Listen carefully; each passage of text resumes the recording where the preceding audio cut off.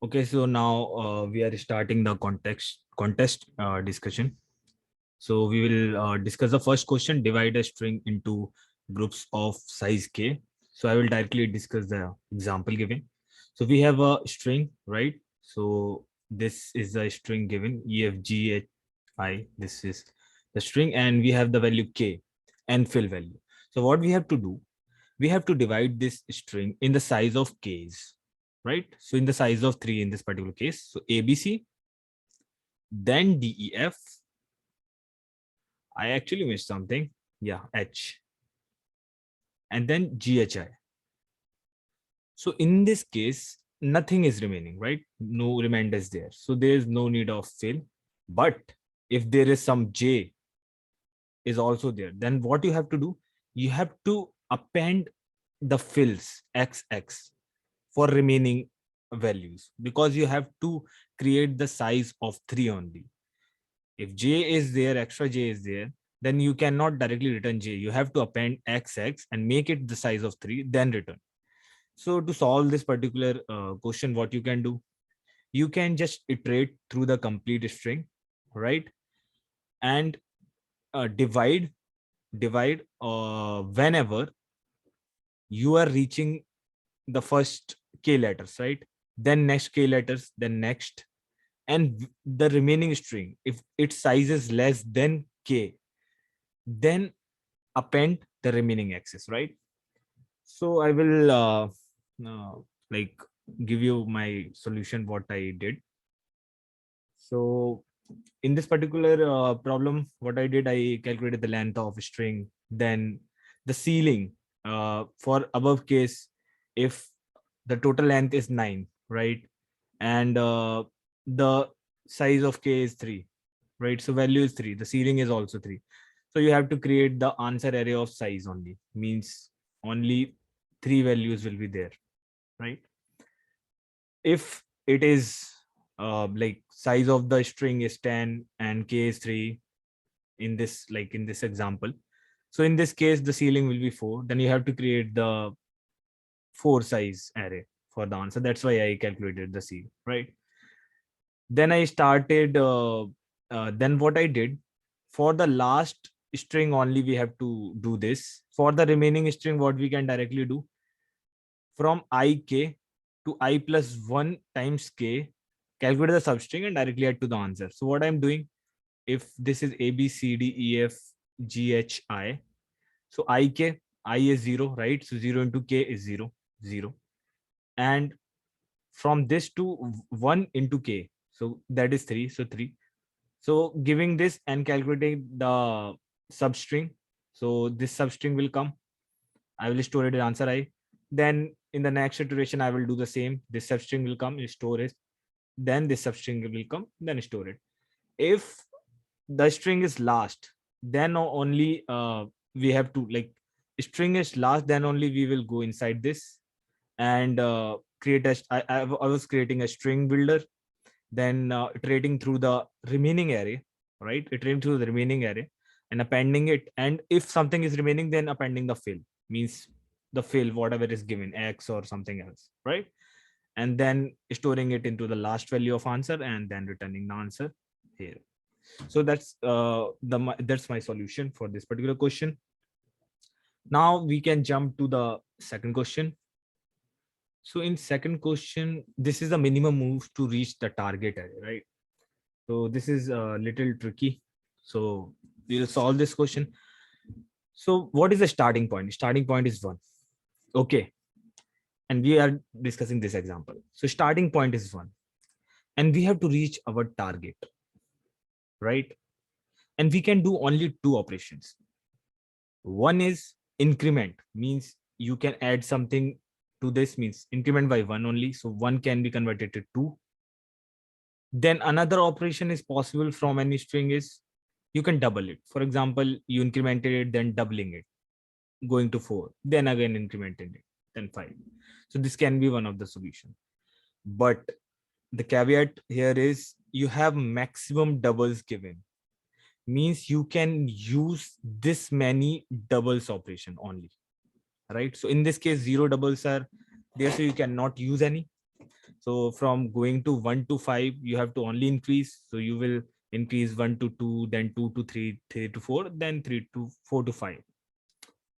So you have minimum maximum doubles. So what is the solution for this problem? What you will do, you will try to use all the maximum doubles, because that's actually good to use, right? In place of increasing one by one. So what you will do, you will select the target is 19, and start using the doubles. So whenever this is odd, decrement it. So this is odd, decrement it 18. Now use the double, right? Now use the double operation. So this will come, correct? Now again, this is odd. So decrement it.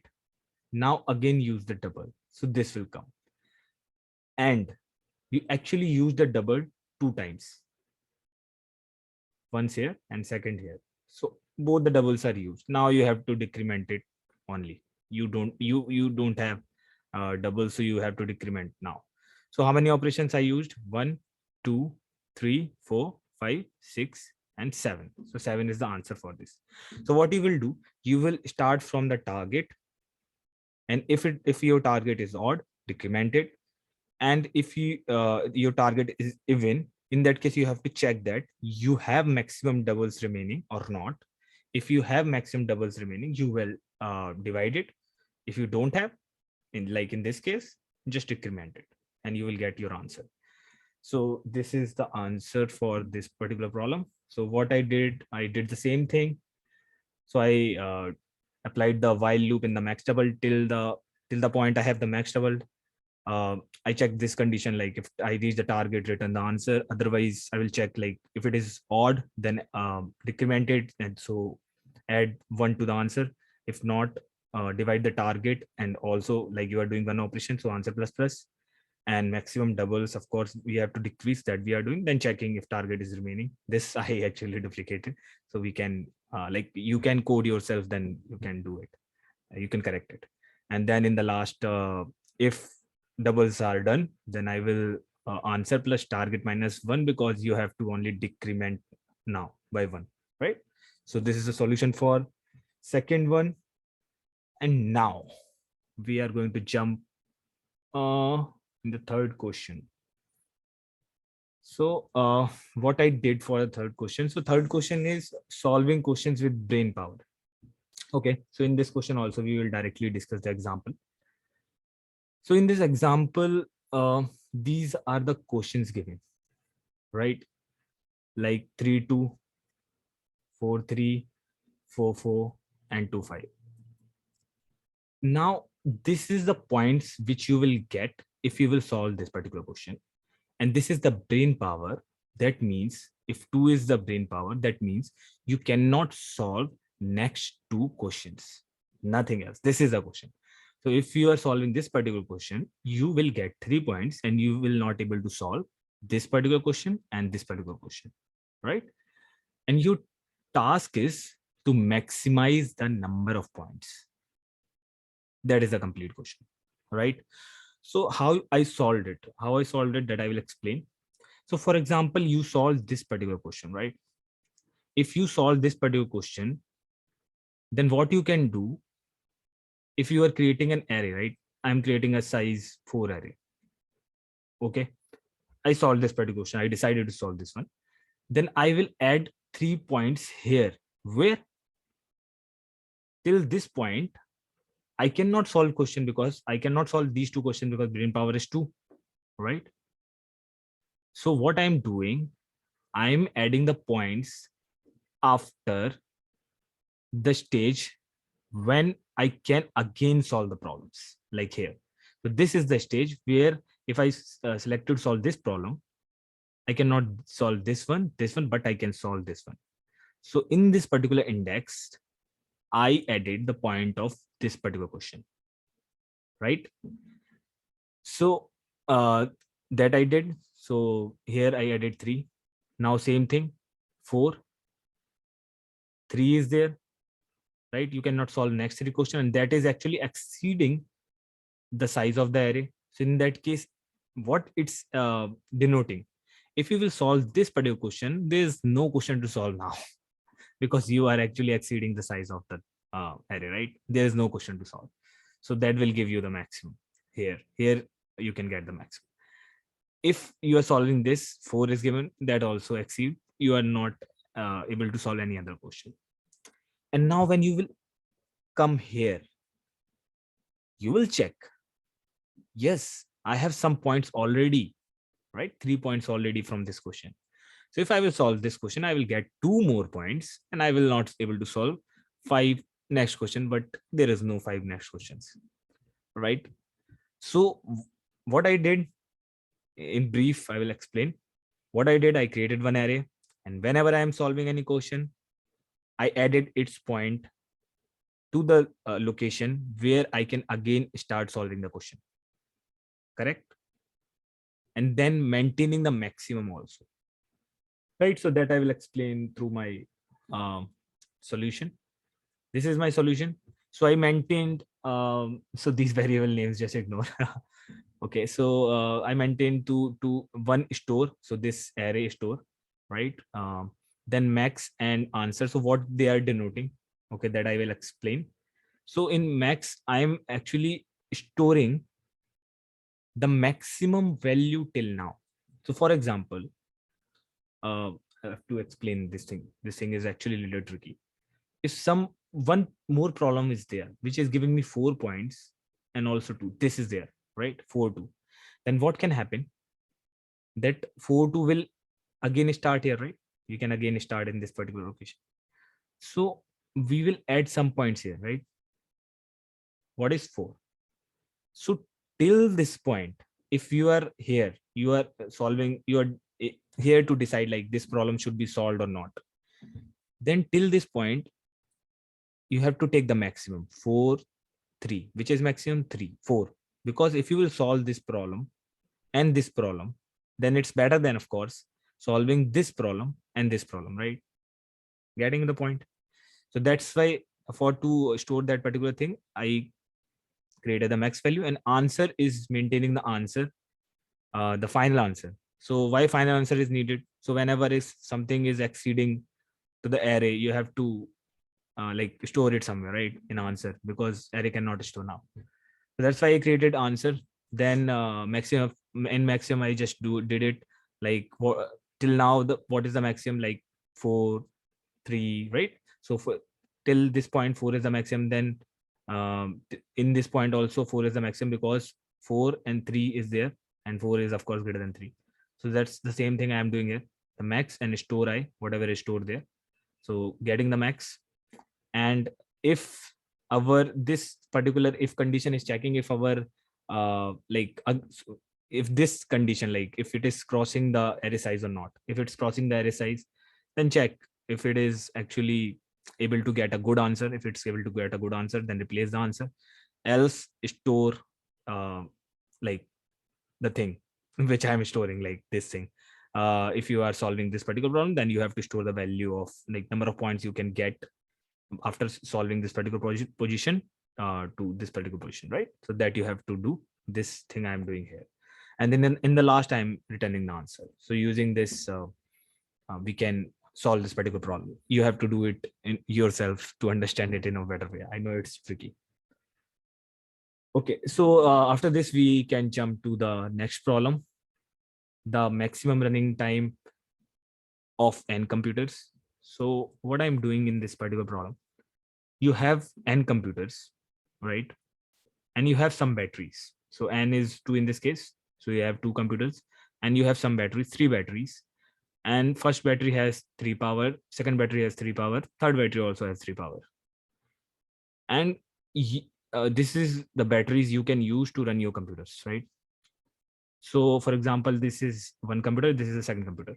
You set this particular first battery to this second battery to this, right?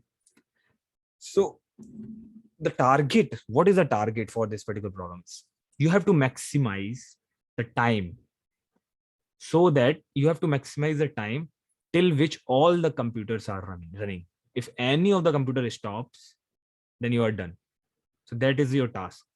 And the caveat in this problem is you can actually take out the battery any moment of the time and again fit the battery to the same computer or to the different computer, right?